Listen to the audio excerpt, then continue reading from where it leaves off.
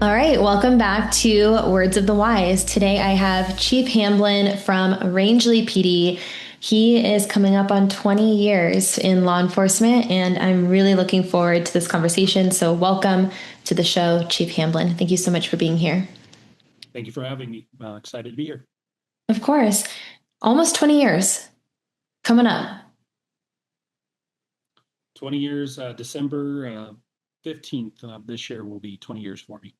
That's amazing. Why law enforcement? What made you choose this career path, and what were some of the assignments that you had throughout your career? Well, I think simply put, I'm third generation law enforcement. My grandfather did it. My father did it. My stepdad did it. My mom was in law enforcement. It's just I grew up in a law enforcement family. That there was no question. At the age of 12, I knew I wanted to be in law enforcement. Everything I did from a young age to now prepared me for a career in law enforcement. Never even considered anything different than law enforcement from the age of 12 on. Before that, as a young kid, I wanted to do everything that you saw in the movies, right? Anything that came out that was fun and exciting, wanted to do all that. But from the age of 12, I just knew that I wanted to be in law enforcement. I just didn't know what I wanted to do in law enforcement specifically. Um, and that kind of took me down a different path. Once I got into law enforcement, definitely some of my favorite, by far, my favorite assignment in law enforcement was K9. I did K9 for 6 years before I became the chief. I actually had to retire my dog due to taking the chief's role. Um, Best job in law enforcement, working with the dog. Matter of fact, I think now after being chief for 6 years, I could probably give it up and go back to working with the dog. Something about working with your best friend every day and going out there and just having somebody so excited to see you and so excited to go to work. So absolutely love working the dog. Some of the other assignments that I've done, obviously criminal interdiction with the K9. But my area really focus besides criminal interdiction was DUIs. Mm. To this date, I'm still a drug recognition expert. Teach SFSTs at our local academy, and I'm really passionate about DUI enforcement. Awesome. It's interesting that you said that your mom was in law enforcement. I don't hear that a lot. Did you, like, coming from a background of law enforcement, did you learn anything from them? Were there any lessons that they taught you in preparation for this role? There was a lot of awesome stories, right? We call them war stories, and you grow up thinking that it's just this running and exciting profession. They left out a lot of the things that we do every day, right? The report Okay. writing and all the things that really is what law enforcement is today. But of course, this was my grandfather was a cop in the 70s. My father from the 80s and the 90s, and same with my mom. And so obviously, law enforcement's changed a lot since then. So the way they did things, from just writing reports to the way they talked to people, case law, everything was just so vastly different. I remember going through the academy in the early 2000s, and like, this is nothing like what they told me it was going to be. I it was really surprising on how different things had changed. Did you have conversations after of like, hey guys, you sold me on the excitement and you left out the report writing and all the stuff that I have to do on a day to day? Like, what the heck? Right, those conversations were had because it just I think it's no different than what you see in the movies, right? You see all these different officers in the movies, and you're like, wow, that looks like so much fun. What they don't show is the hours of paperwork and all the other things that you have to do between one fun, well, I say fun, but one exciting event to the other. Sure. There's so much work that goes in between all of that, right? They never show what officers testifying in court, right? And how that can take up your whole day for one of those events. So there's definitely a lot on the back end that was never explained to me. Yep. And I think that I don't know if that was on purpose or not, but Maybe a little bit of both. Well, and then, to your point of court, it's like maybe that's your day off that you have to go to court. Or maybe you just got off graves and you get a couple hours of sleep and then you got to be in court, and so there's a lot of things I think people don't understand about the shift work and the different things that you have to do within that shift. You talked a little bit about how it was so exciting to work with a canine in the canine unit where they were like excited to go to work, excited to see you. Do you think that being able to work with a canine that impacted your mental health? Oh, absolutely.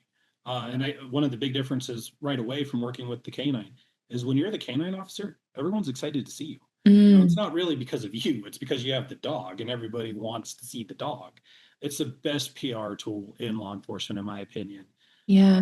If you have a dog that can be around people, because some can't, if you can have a dog that can be around people, that there's no better way to break the ice with your community. You bring the dog out, people just naturally come to you, want to talk to you. There's definitely a time when you got to get out there and work with your dog, but a lot of the time it's just the PR aspect of it, just really engaging with your community, and it's just so easy to open conversation when you have a dog with you.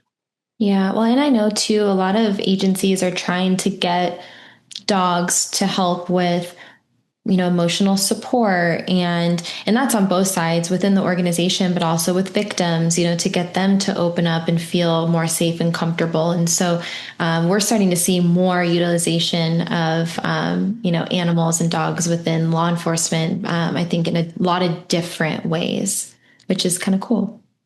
Yeah, we're utilizing that here in the Ninth Judicial District where we're at for the court process. There is an emotional support animal dog that's allowed to come in certain situations, and I can tell you from speaking with those victims after the fact that their testimony was made possible by having those animals in the courtroom with them. That's incredible. Yeah, that's amazing. When you and I first communicated with each other offline, you had mentioned that you've been on some calls where you weren't really mentally ready for them, and or maybe the stress that happened afterwards, and no one really noticed. Can you explain what you meant and what are the things that you went through when you said that you maybe weren't necessarily ready for them and no one noticed it? But I think the best way to put that is we've come a long way in law enforcement. Yeah, I think every decade we really make a lot of positive changes. So 20 years ago, mental health was not a conversation we were having in law enforcement.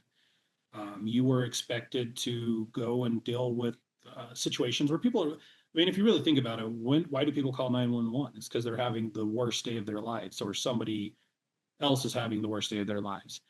And then we're called to deal with it. And there's a lot of trauma that comes along with that. Um, but when 20 years ago, I was always told, just shake it off. Shift starts at 1800. You got to be there. And this specific situation that I was speaking to you about was a motor vehicle accident involving a child. The child didn't make it. And I remember making it home at the end of that shift after dealing with all of that and making it across the threshold and then just breaking down in tears. And that was at that time, that was just taboo. Like you're in law enforcement, you're a big tough guy, you don't cry. You don't show emotions. You don't talk about your emotions. And it was one of those situations that I just remember crossing the threshold and feeling safe because I was in my home and I just lost it. Uh, I shouldn't have gone back to work the next day. I just mentally I wasn't prepared. I just wasn't ready to deal with anybody else's problems. I just couldn't get those images and the things out of my mind. I think the failure was I think that my coworkers, my peers recognized, right? And it was that superficial, hey, you good?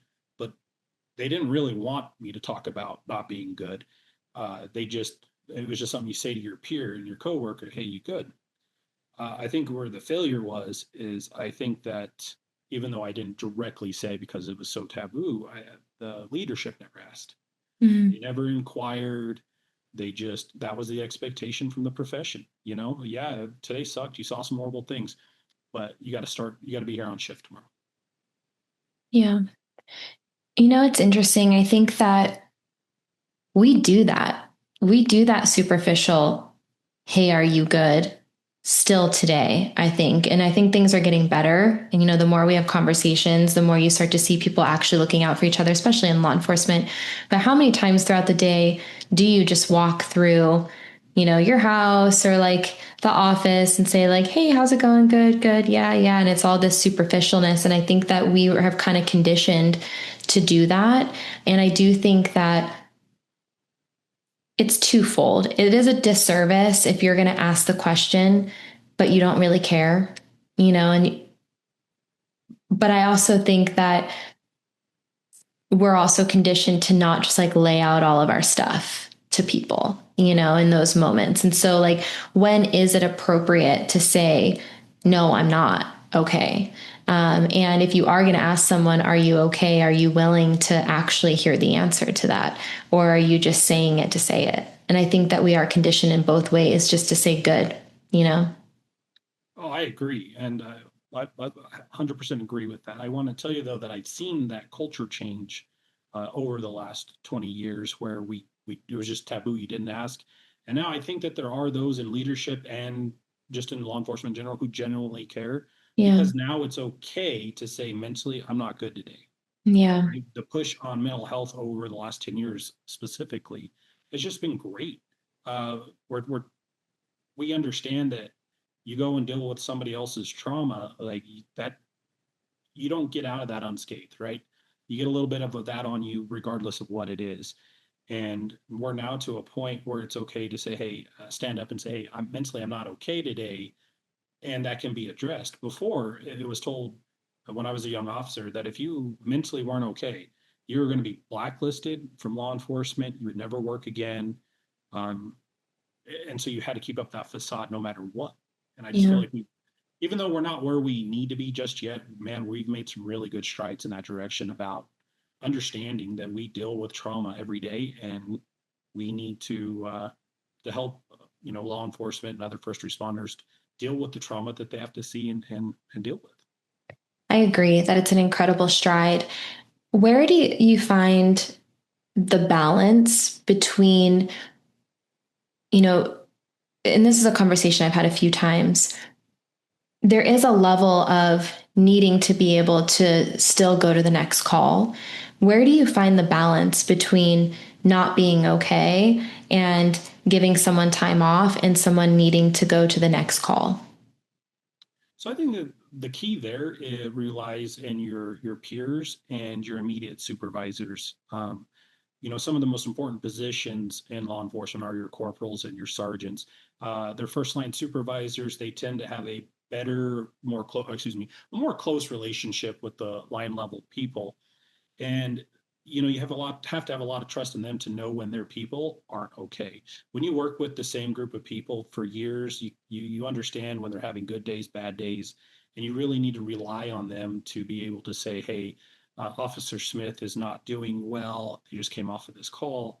And something that I've learned about trauma is just because that would not have been a traumatic call for me doesn't mean it's not a traumatic call for somebody else. Yeah. We have so much in our histories that make us who we are that we don't understand what triggers everything.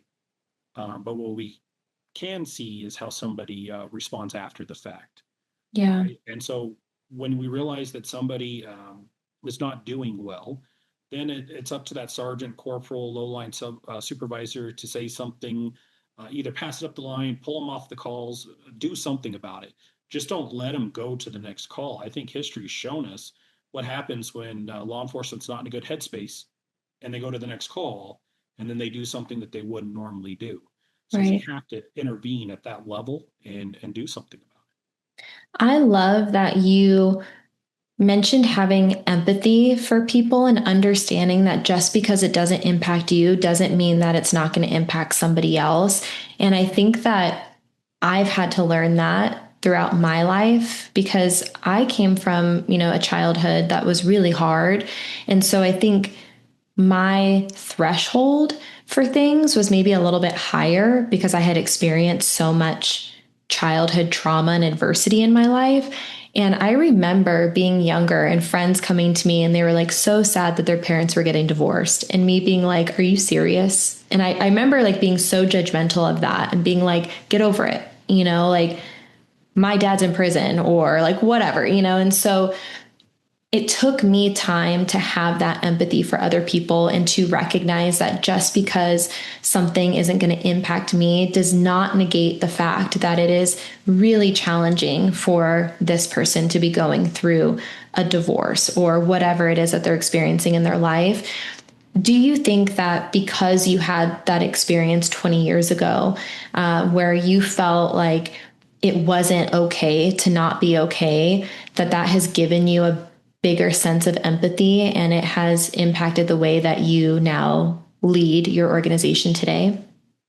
Oh, definitely, but it didn't happen right away. Yeah. Even though I wasn't okay, I still went to work. I still did what I was required of me. It's now that I'm older, wiser, I've had more education on the subject that I understand that, and also now that I'm in leadership where I'm asking people to go do this, right? I'm asking people to go help others on their worst day. That I'm like, whoa, wait a minute, we've been doing this wrong for years. We're asking people to handle trauma as a profession, and we didn't ask enough. Are you okay? Mm-hmm. And how and really looked into how that event affected them. So definitely empathy now, looking back in this leadership role, but it took time, it took maturity, it took education. I think that that's been somewhere where we've really been getting things right in law enforcement. We're pushing out the mental health education piece, where before you just couldn't even find it; it didn't exist. Yeah. And we're doing a better job educating law enforcement so it can trickle down in departments. Yeah. You mentioned, because I agree with you, that it took me life experience to start to understand some of these things. And we say like the older, the wiser, the more education, the more experience. How do you instill some of these concepts of, empathy and wellness into a younger officer that maybe doesn't have those years of experience or isn't older, wiser yet? How do you get them to understand the importance of this early in their career? Well, I think that falls under the lead by example, right? When they see how leadership within my organization handles the younger officers and their situations, I mean, because they all talk, right? Mhm. What they say to the brass and what they say to each other is completely different. But when they see that we handle those situations with empathy, where we really want to find a permanent solution to their problems within our control, that they understand that that's a culture thing. That's how we do it within our agency. Mhm. We've had officers come to work for us, other members come to work for us that they're like, hey, well, that's not how we did it in this other agency. If I would have said that, this would have happened. Well, we're really trying to change the culture, and we're really trying to make those a positive change. And not only that, just be a place where you want to go to work. If you were afraid to discuss how something traumatic in your personal life or on the job is affecting your work performance, then we really aren't being successful in leadership. Like we need you to be willing to discuss these things to a certain level to help us help you do your job. Yeah. And do you think that it's helpful that leadership is sharing those things outwardly and saying, hey, like, these are things that I went through. These are some of the things that helped me. Do you think that level of vulnerability and openness is helping to give the younger generation more permission? I think so. Because there's still the stigma of law enforcement, big tough people that aren't supposed to show emotions. And I think that when you have, especially, I mean, my lieutenant's been doing this job for 40 years. Mm. He's been around for so long. He's been through so many things. And when you see a guy like that who's well respected, uh, done this done this career for a very long time, longer than most of the officers that I have been alive. And when you have somebody like that willing to open up and talk about trauma and mistakes and things that they've experienced in their career, I think that the younger generation takes notice. Yeah. Well, I will tell you, in anyone who's looking at the video, when I look at you, I still think you look like a tough guy. And I don't think that having the ability to openly say, like, hey, seeing these really hard things has impacted me, and I needed resources to be able to offload some of those things. To me, that does not exude weakness at all. Like that actually, to me, is strength.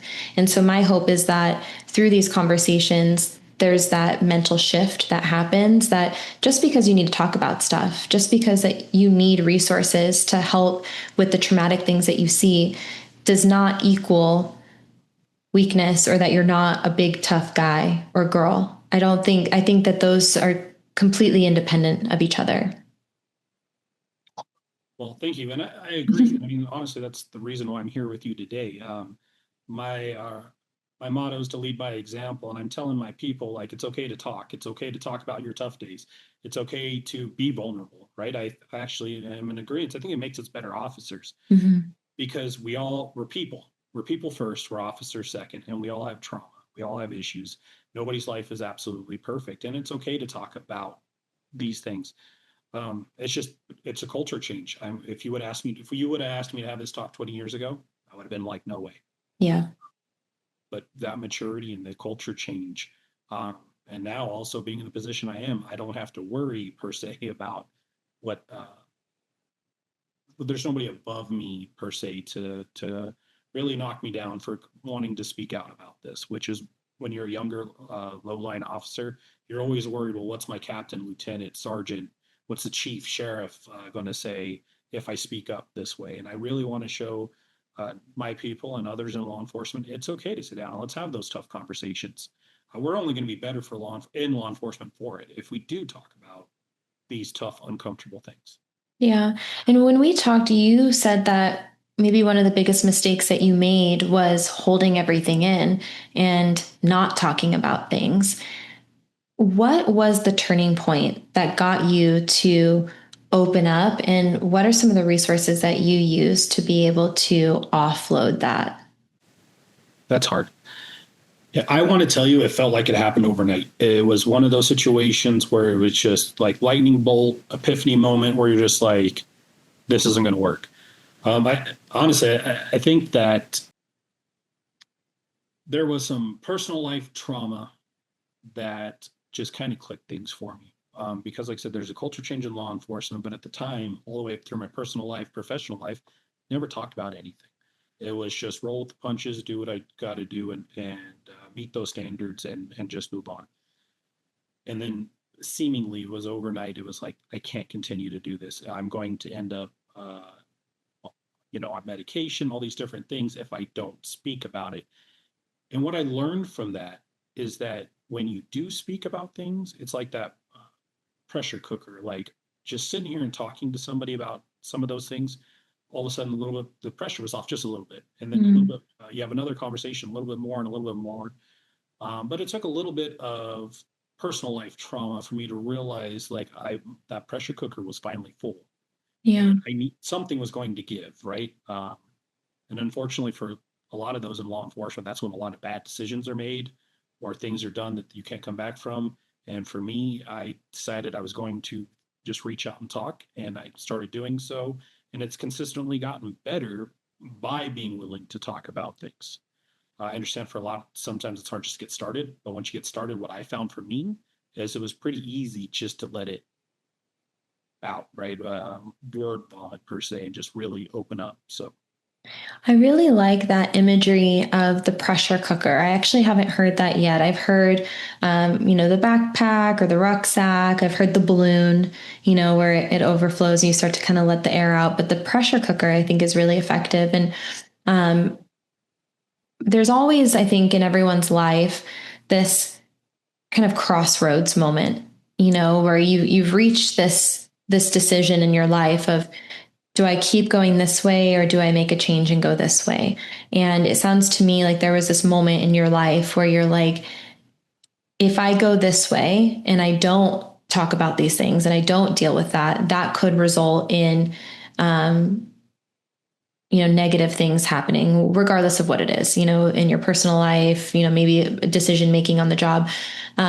Or I can choose this other path where I start to offload some of those things and choose maybe a healthier in quotes, path for myself that's going to help me to feel better long term. And I too had one of those moments where it was like this way or this way, and luckily I also chose that path of like, how can we start to improve ourselves and start to offload some of those things?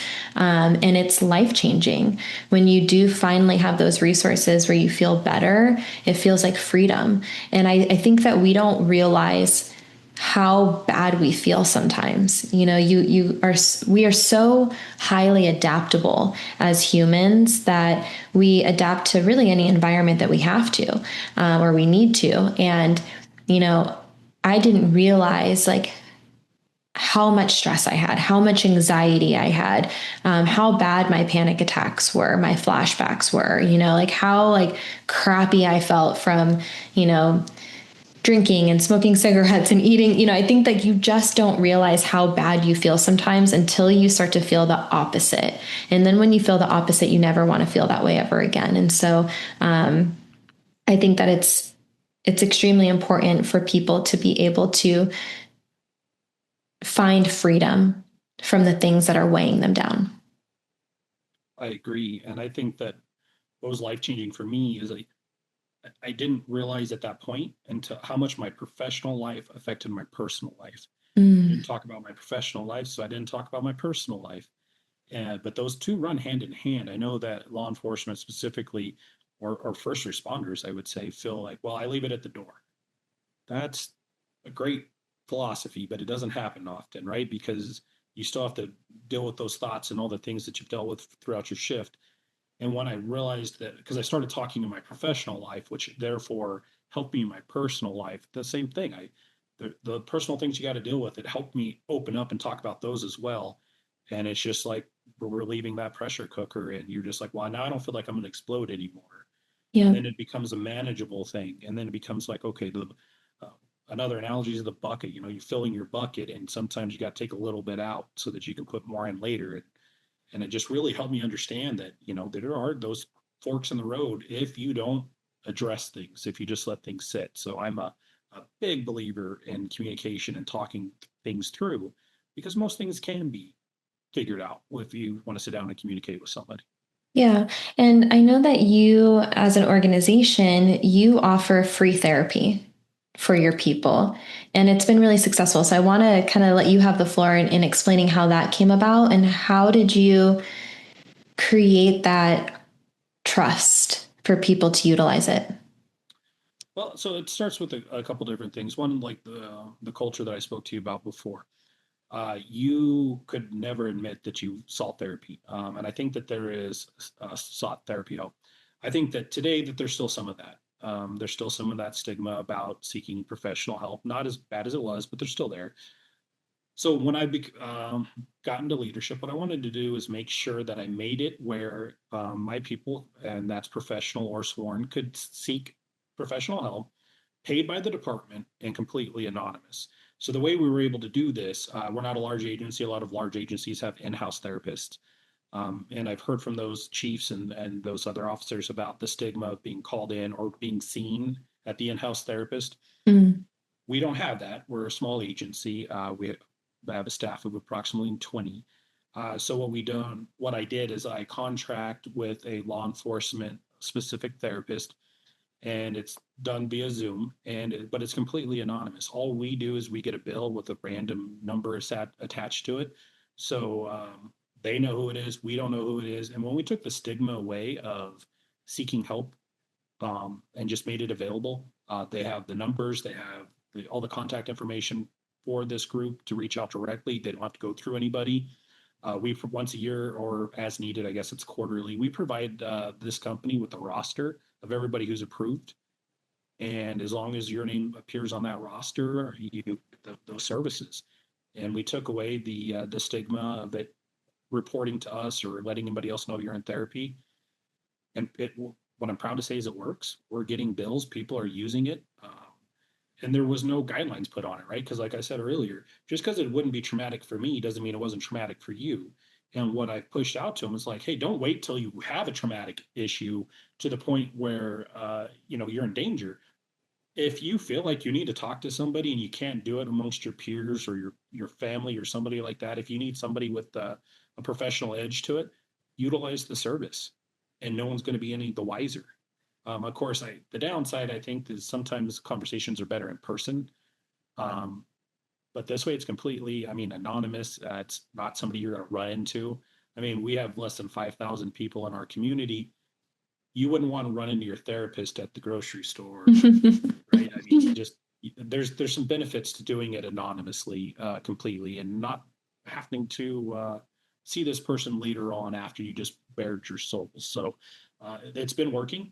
It continues to work, and I'm very proud that we were able to provide that. I did that with the support of my town and my council and my city manager, and yeah, it's been going great so far.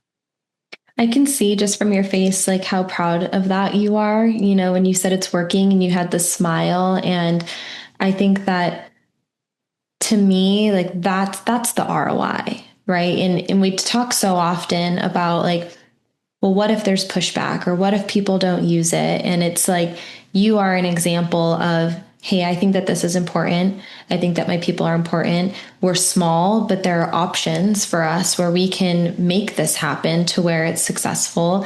And it worked. You tried it and it worked. And I can see that you're so proud of that. What advice would you give to maybe someone who is in leadership of a small organization that maybe doesn't know that it's possible to do that or is afraid that people aren't going to use it or that there's going to be pushback? Well, I think with any organization, specifically small, our biggest struggle is always resources. We have the same issues as large agencies, just not to the same scale, but typically they have a larger resource base. And I Mm. know that that's a tough struggle with other chiefs because you're always like, well, I want to make sure I'm utilizing my resources to the best extent that I can. Well, I'm going to argue that your people are your best resource. You can replace equipment, you can do all sorts of different things, but you can't replace your people. Or if you do have to replace your people, you're talking about potentially multi years to get somebody up to speed on that veteran officer that you had. That you, if you would have spent some more time helping them with their mental health, they'd still be in the profession and they'd still be working for your agency. So not only is it the best utilization of your resources, it's investing just in your people, your community, right? We Right. don't want your first responders in general to just not be doing okay mentally. And so I think that that's my argument to them is find the money, put that effort into your mental health resources because we really ask them to do a tough job daily. And I think why a lot of people love the profession is because you don't know what you're doing today. It's not a boring job. It's not a boring office thing where you're pushing paper every day. We don't get to pick what calls come in. So we also don't get to pick what trauma we're going to deal with today. So really put your money into your people. And I think that you get that back in return. When you have people who are happy to be at work, I think they do a better job for you. I think they do a better job for your community. And ultimately, that's what your community deserves. So we definitely want to put your time and resources into your people. I agree. And I think it's this proactive approach. To your point, you can't control what happens day to day. You have absolutely no idea or control over what types of calls you're going to have and the things that you're going to see, experience, the people you're going to encounter. And so, if you can be proactive and you can put in place resources that are going to help to be able to process those things after the fact and offload those things, then you don't have to lose people. And it's not to say that you won't lose people, but you're reducing the risk of losing people by supporting them. And I like that you said that it's hard to replace someone, especially if they have years and years of experience. And I think this touches on, a challenge that a lot of organizations are having. I don't know if we talked about this before, so I don't know where you guys are at with staffing levels, but you know, it's challenging for a lot of organizations across the country right now to hire new people in general. But if you lose someone who has 5 years, 10 years on the job because you didn't have the resources in place to support their wellness, it's even more difficult because people aren't really lining up right now. And agencies are kind of fighting over the same pool of candidates. Oh, absolutely. I mean, that's a hot topic in law enforcement recruitment and retention. And I fall on the side of retention. I really want to put my money, time, and resources in taking care of the people that I have and Yeah. keeping them here. Um, but, but you're right. I mean, agencies are just stealing from other agencies and sign-on bonuses and new equipment. Well, all those things are great for a time, but if you don't take care of your people, then they're just going to be looking to leave to the next agency that has the next hiring bonus or the next super cool position. And I think, that's not what's best for your community. You need to Yeah. really try to take care of the people because your officers are people first, and they live in that community, and we really need to take care of them first. And that's a continued issue, and I think we're going to continue to face that for years to come in every state, recruitment for law enforcement, because right now it's not a very popular profession.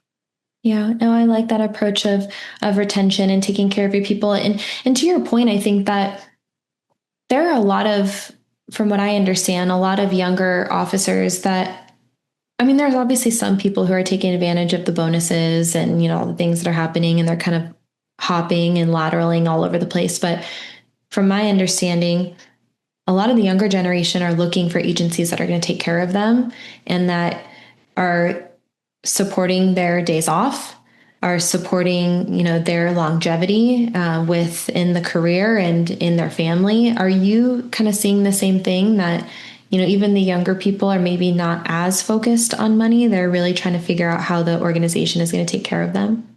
No, absolutely. And that actually brings to point. I know you had asked me earlier about other programs that we've done, and I just that triggered something for me. Last month, we just started a new program. We are now giving our staff the ability to provide a list at the beginning of the year of birthdays and anniversaries that they would like off. And the way we were able to work that, it's not a paid day off, but what we did is basically like just talking about their days off and what matters most to them. Most officers, the older generation, just work on their anniversaries because it fell on their workday. But in this generation, anniversaries, birthdays, certain things are just so important to them and their mental health and their work-life balance that we recognize that. And so we've asked, so hey, give us a list of anniversaries or birthdays that you would like off, and we will just not schedule you for the day, but we'll figure out to get you another day somewhere in there so that you don't lose anything. Mm, So we're not giving them a paid day off, but we're recognizing ahead of time that this day is special to you for whatever reason, and that you wouldn't normally have asked for it off, but we recognize that as an agency, and we want you to have that off if it's important to you. We rolled that out the first of last month, and man, they just jumped right on top of that. As people started coming in, they're like, "Hey, we have this anniversary or this kid's birthday." And so they don't have to use a vacation day. We find another day for them to make up their hours. And that's gone over really well. And that was an attempt to balance their work and personal life because I've missed those birthdays with my kids because I had to work. right. And that's where this leadership comes from is I really try to be the leader today that I would have liked 20 years ago. Somebody who's going to ask me, and really mean it, are you okay? And somebody who would have been like, cared if I missed my child's birthday. And just 20 years ago, nope, that's part of the job. It Yeah. doesn't matter that your kid's birthday's today. You got to go to work.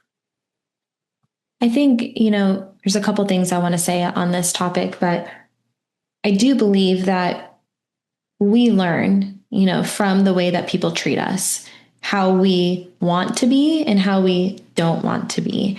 And I think it takes a little bit of that, like, I wish someone would have done this for me to be able to make a change and forward progress.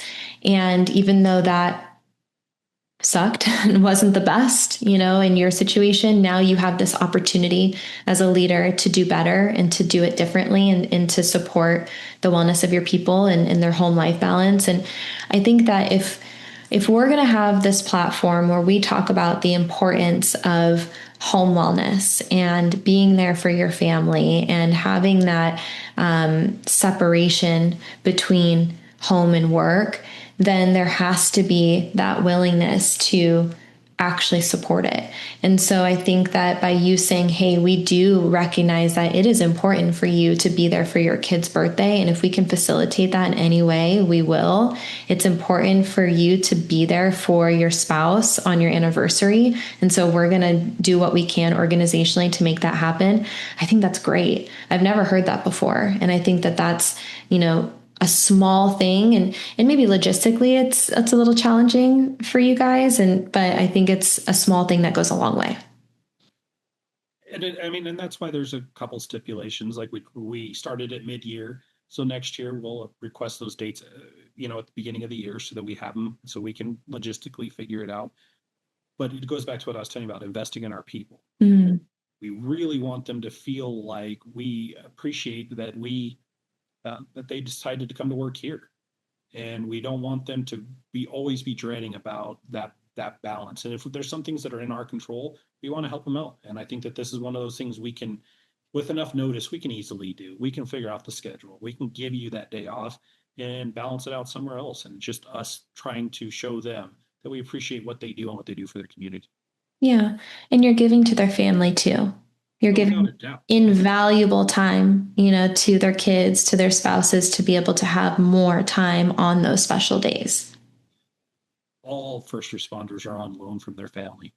Um, it's just, and we appreciate that. We appreciate that without supportive family, first responders don't stay first responders. Yeah. If your spouse just absolutely hates your profession, it's only a matter of time before you're out. Because you need that support, because there are a lot of late shifts, rotating shifts, trauma and negativity in the world. Doesn't matter if it's law enforcement or EMS or fire. There's just a lot, and you need supportive family. And so we need to try to do a better job of supporting the family back when we can. Yeah, I agree. I know that you're passionate about getting younger officers to take advantage of resources. And we talked a little bit offline, but one of the main reasons I started this podcast in the first place was to give education and inspiration to younger officers to take care of themselves so that they can have a long and successful career, and they can learn from individuals like you who have been in it, who have been through a long career and have learned, over the years how to take care of yourself. And my next question is, what words of advice would you give to someone who is earlier in their career in the context of wellness? Maybe something that you wish you would have known, or something that's helped you along the way. The best advice I can give is that it's okay not to be okay. And I truly mean that. It's okay to talk. It's okay to understand that the profession that we do is difficult. And it's going to always be difficult. That'll never change. And it's okay to need help. It's okay to ask for help. Your career won't be penalized for it. Your aspirations for promotion won't be penalized for it. It's okay to reach out and help each other and build each other up. The culture is changing, and it's going to continue to change. And a lot of good things have happened in the last 5 years towards addressing mental health issues for first responders and law enforcement. And by being educated and working towards this problem together, we're just going to make the profession better. So open that dialogue. Don't be afraid to ask for help. And I think that as you see others in law enforcement, especially the older guys, the people that have done this for a while, and as they come on board, I think it's just easier to believe it when you see it from your command staff, right? If they really participate and do those things. So it's okay to not be okay. Thank you. Thank you for being here. Thank you for sharing your words of wisdom and your insights. I really appreciate it. I want to give you the floor. That's all I have for you. But if there's anything we missed, any final words that you want to say before we close out? Well, thank you for giving me the opportunity to come and talk about this. It is something I'm definitely passionate about. Just like what you were saying, I learned a lot about my leadership style from those that I want to emulate and those that I wanted nothing to be like. And I just, as a leader, wanted to be that person that was the kind of leader that I needed early on in my journey and law enforcement. And I want to be that way. And I know that there's others out there that feel the exact same way that I do. And I just know that this is how we're going to make that cultural change in law enforcement, is by having these conversations, putting ourselves out there, being vulnerable. Uh, it's no longer a weakness, which definitely was the way it was years ago, and I'm sure even longer. It's okay. And I just appreciate being able to come on this platform and just open up and talk about that. And my goal and my hope is that not only my staff but others see that it's okay. It doesn't matter what rank you are, to come out here and talk about these things, because that's just going to further the profession. Absolutely. Thank you so much. I appreciate your time. You're welcome. Thank you.